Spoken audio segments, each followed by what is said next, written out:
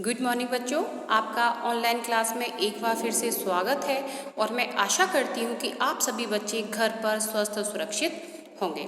बच्चों, आज हम कक्षा 5 की हिंदी पाठ्य पुस्तक नीलमणि का पाठ 15 चने का खेत का अध्ययन करेंगे।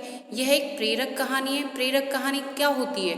प्रेरक का मतलब होता है प्रेरणा देने वाली, जिससे हमें कोई शिक्षा मिलती है। तो जो एक कहानी है, ये मुगल जब जो शासक थे, जिनका भारत पर अधिकार था, उस समय की ये घटना है। तो इस घटना में पता चलेगा कि एक व्यक्ति किस प्रकार अपने साथियों की फसल को बचाने के लिए अपने खेत को दांव पे लगा देता है। तो ऐसी ही कुछ कहानी है इसमें, जिससे हमें प्रेरणा मिलती है कि सिर्फ हमें स्वार्थी नहीं होना चाहिए, बल्कि दूसरे लोगों के बारे में भी सोचना चाहिए। हमें कभी दूसरे के अहित करने के बारे में कभी सोचना नहीं चाहिए। ठीक है बच्चों, तो अब हम अपना पाठ 15 चने का खेत को शुरू करते हैं। मनुष्य का स्वभाव होता है कि वह बहुधा अपने स्वार्थ और हित के लिए दूसरों का अहित करने में तनिक भी संकोच नहीं करता है। सही बात है ये कि आजकल मनुष्य इतना स्वार्थी हो गया है कि सिर्फ वह अपना स्वार्थ देखने के लिए दूसरों का अहित करने के लिए तैयार रहता है। परंतु कुछ ऐसे लोग भी होते हैं जिनके लिए दूसरों का हित अपने अहित से बड़ा होता है। किंतु कुछ लोग विरले भी होते हैं जो ये सोचते हैं कि चाहे मेरा नुकसान हो जाए, लेकिन सामने वाले का नुकसान नहीं होना चाहिए। प्रस्तुत कहानी एक ऐसे ही वृद्ध के विषय में है। तो जो कहानी है, इसमें एक वृद्ध व्यक्ति है, वो किस प्रकार अपना हित करते हैं या फिर दूसरों का अहित करते हैं, या वो दूसरों को हित करने के लिए अपने अहित के बारे में नहीं सोचते हैं। इस कहानी को अब हम पढ़ेंगे। ठीक है, बहुत समय पहले की बात है, काफ़ी समय पहले की बात है। ये देश के अधिकांश भाग पर मुगलों का शासन था। ठीक है, ये उस समय की घटना है जब हमारे भारत देश पर मुगलों का शासन था। अकबर ने अपने पुत्र सलीम को एक बड़ी सेना के साथ राजस्थान जीतने के लिए भेजा। अकबर के बारे में आपने सुन ही रखा होगा। अकबर एक महान बादशाह था, उनका पुत्र सलीम था। तो वो सलीम को कहाँ भेजते? राजस्थान, कि तुम राजस्थान पर आक्रमण करो और उसको जीत के लाओ। राजस्थान के एक इलाके में सेना ने डेरा डाल लिया। जब सेना युद्ध के लिए जाती है तो रात्रि विश्राम के लिए उन्होंने एक जगह पे वो रुके कि यहाँ पर हम 1-2 दिन रुकेंगे, उसके बाद हम आगे आक्रमण करेंगे। घोड़े ताजी घास के आदी थे। सेना में घोड़े भी होते हैं, तो जो घोड़े थे वो ताजी घास खाने की उनको आदत थी। एक सैनिक ने सुझाव दिया कि इस समय यहाँ चने की फसल बहुत अच्छी है।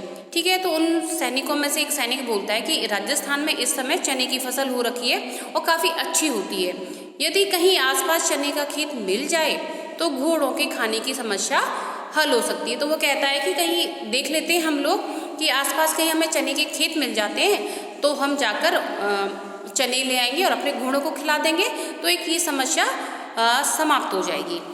सलीम ने तत्काल सैनिकों को आदेश दिया, जाओ किसी अच्छे चने का खेत की तलाश कर हरे चने लाओ और घोड़ों को खिलाओ। तो जो सलीम थे वो अपने सैनिकों को आदेश देते हैं कि तुम जाओ ढूंढने के लिए कोई अच्छा सा चने का खेत हो और वहाँ से ताज़ा हरे चने लेकर आओ और उन घोड़ों को खिला दो। सैनिकों का एक दल चने की खेत की तलाश में चल पड़ा। आदेश पाते ही जो सैनिकों का दल था वह चने की खेत की तलाश में निकल जाता है। धीरे धीरे उन्होंने 2-3 मील का रास्ता पार कर लिया। ठीक है, पैदल चलते गए, वो कितना काफ़ी आगे पहुंच गए वो, लेकिन चने का खेत ना दिखा। काफ़ी दूर चलने पर भी उनको कोई चने का खेत दिखाई नहीं दिया। पास ही एक वृक्ष के नीचे एक झोपड़ी को देखकर सैनिकों का दल वहां पहुंचा। फिर अचानक क्या होता है, उनको एक झोपड़ी दिखाई देती है। कहाँ बनी थी? वृक्ष के नीचे। तो वो झोपड़ी के पास जाकर रुक जाते हैं। उस झोपड़ी में एक वृद्ध व्यक्ति रहता था और झोपड़ी में कौन था? एक बूढ़ा आदमी रहा करता था। सैनिकों ने आवाज़ लगाई तो वह झोपड़ी के बाहर आ गया। सैनिक जब वहाँ पहुँचते हैं तो आवाज़ लगाते हैं कि कोई है क्या, तो जो वृद्ध व्यक्ति थे वह बाहर आ जाते हैं।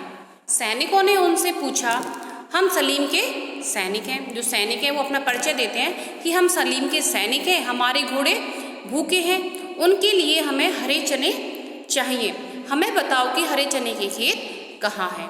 तो जो सैनिक है वो सारी कहानी बताते हैं कि हम जो सलीम हैं उनके सैनिक हैं और जो हमारी सेना में जो घोड़े हैं वो भूखे हैं और उन घोड़ों को क्या चाहिए, उनको हरे घास खाने की आदत है, तो उनके लिए हमें क्या चाहिए, चने चाहिए।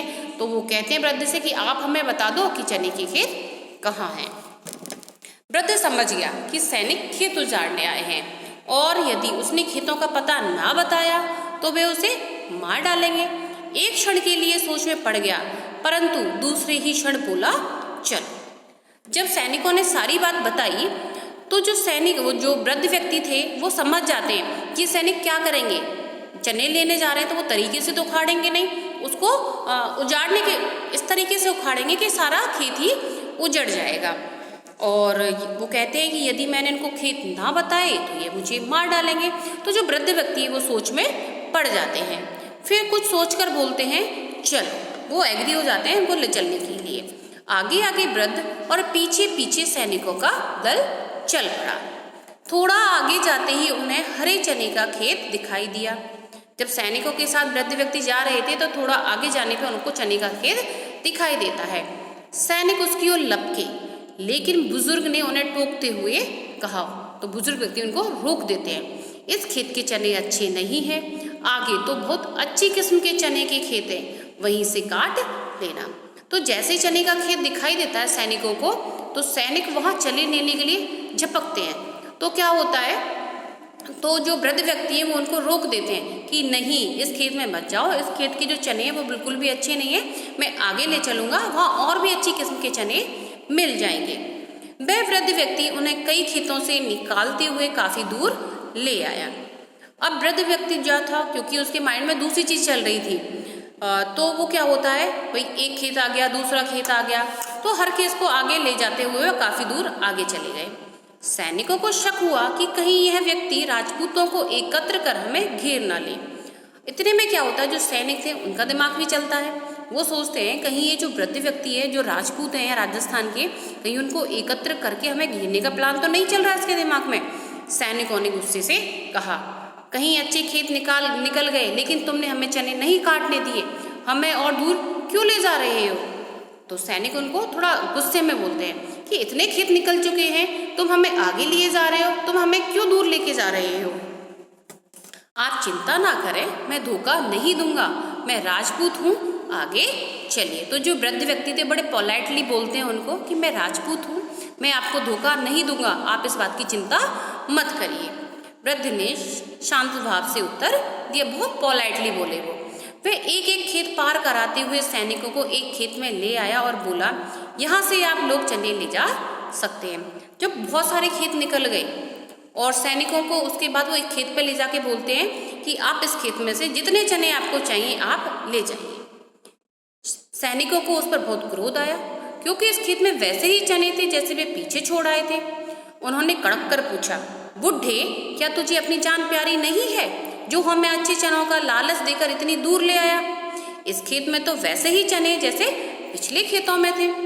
जब खेत पर पहुंचे और देखते हैं कि ये चने भी वैसे ही हैं जैसे पिछले खेतों में, ये बुढ़ा हमें इतनी दूर क्यों लेके आया। तो वो गुस्से में कड़क कर उसको पूछते हैं कि तुम्हें अपनी जान प्यारी नहीं है जो तुम्हें अच्छे चनों की तलाश में इतनी दूर लेकर आए हो। ये चने तो वैसे ही हैं जैसे पिछले खेतों में थे। वृद्ध व्यक्ति की आंखों में आंसू भर आए। उन्होंने आंसू पोंछते हुए कहा, रास्ते में जो खेत थे वे मेरे गांव वाले के थे, यह खेत मेरा है, आप इसमें से चने ले जा सकते हैं। दूसरों के खेतों को उजड़वाकर अपना खेत बचा लेने का काम एक राजपूत और एक सच्चा हिंदुस्तानी नहीं कर सकता। जब जो सैनिक हैं पूछते हैं कि आप हमें इतनी दूर क्यों लेके आए, इस खेत के चने भी वैसे ही हैं जैसे पिछले खेतों में थे। तो जो बुढ़े व्यक्ति थे उनकी आंखों में आंसू भर आते हैं और वो अपने आंसू पोंछते हुए कहते हैं कि रास्ते में जितने भी खेत पड़े थे वो मेरे गांव वाले के थे, लेकिन जो ये मेरा खेत है। मैं नहीं चाहता कि मैं अपने खेत को बचाने के लिए दूसरे गांव वाले के खेतों को उजड़वा दूं। मुझे इस बात से कोई फर्क नहीं पड़ता है, मैं एक सच्चा हिंदुस्तानी और एक सच्चा राजपूत हूँ। मैं नहीं चाहता कि मेरे हित के लिए मैं दूसरों का अहित करूं। सैनिक वृद्ध व्यक्ति की त्याग की भावना से बहुत प्रभावित हुए और बिना चने लिए ही वापस चले गए। जब वृद्ध व्यक्ति ने सारी बातें कही कि मैं अपने हित के लिए दूसरों का अहित करूं, ऐसा एक सच्चा जो राजपूत होता है, सच्चा जो हिंदुस्तानी होता है, वह ऐसा कभी नहीं कर सकता। तो जो सैनिक थे वो वृद्ध व्यक्ति की जो त्याग की भावना से इतने प्रभावित होते हैं और वहाँ से बिना चने लिए ही वो वापस चले जाते हैं। ठीक है बच्चों, देखा आपने इस कहानी में किस प्रकार वृद्ध व्यक्ति ने अपने साथियों के खेतों को बचाने के लिए अपने खेत के बारे में नहीं सोचा। अर्थात क्या कहने का मतलब है कि उन्होंने अपना अहित करवाने के लिए सोच लिया, जबकि दूसरों के हित के लिए सोचा। तो हर व्यक्ति को ऐसा ही होना चाहिए कि हमेशा अपना स्वार्थ नहीं देखना चाहिए, हमें दूसरे लोगों के बारे में भी सोचना चाहिए। अब आपकी पुस्तक में शब्दार्थ दे रखे हैं, उनको देख लेते हैं। एक तरफ शब्द है, आगे उनके अर्थ दे रखे हैं। पहला है अधिकांश। अधिकांश का मतलब होता है अधिकतर, तत्काल, तुरंत, वृद्ध, बूढ़ा या बुजुर्ग, प्रभावित, असर पड़ा हुआ। फिर है आदि, किसी चीज की लत पड़ना, आदेश, आज्ञा, क्रोध, गुस्सा, एकत्र, इकट्ठा करना, कलेक्ट करना। ठीक है बच्चों, तो आपका जो ये पाठ था चने का खेत यही समाप्त होता है। इसका जो वर्क है वो आपके व्हाट्सएप ग्रुप में PDF के जरिए आएगा। उसको सुंदर और स्वच्छ राइटिंग में अपनी होमवर्क कॉपी में करना है, साथ के साथ उस वर्क को याद भी करना है। धन्यवाद।